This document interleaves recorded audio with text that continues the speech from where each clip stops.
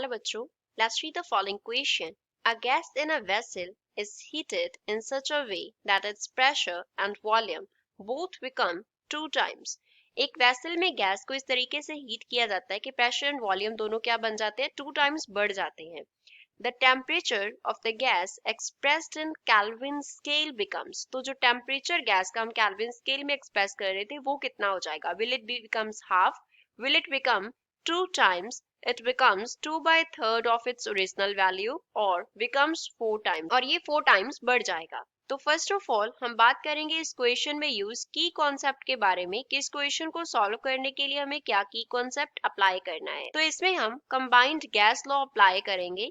Combined gas law, according to combined gas law हमारे पास PV upon T का जो रेशो होता है ये हमारे पास क्या होता है, कांस्टेंट होता है.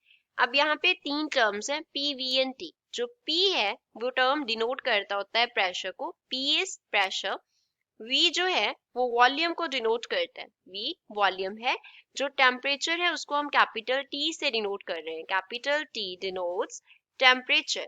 अब इस लॉ को यूज करते हुए हम गिवन क्वेश्चन को सॉल्व करेंगे. नाउ लेट अस से कि जो हमारे पास इनिशियल वैल्यूज है वो क्या है. प्रेशर P1 का वैल्यू हम P ले लेते हैं, वॉल्यूम V1 का वैल्यू हम V ले लेते हैं, इसको हम V कंसिडर कर लेते हैं, एंड टेम्परेचर T1 का वैल्यू हम T ले लेते हैं.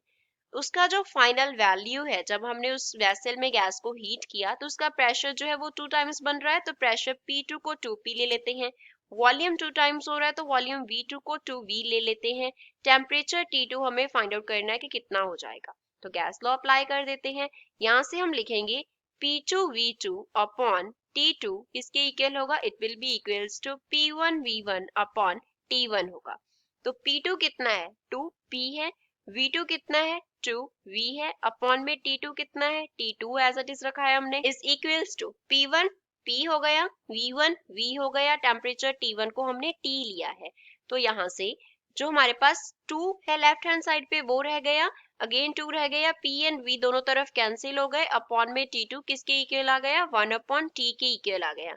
तो यहाँ से हम लिख सकते हैं 4 into T is equals to T2, और वी कैन राइट के जो T2 होगा वो इनिशियल टेम्परेचर के 4 टाइम्स होगा. तो ये हमारा इस क्वेश्चन का फाइनल आंसर हो गया.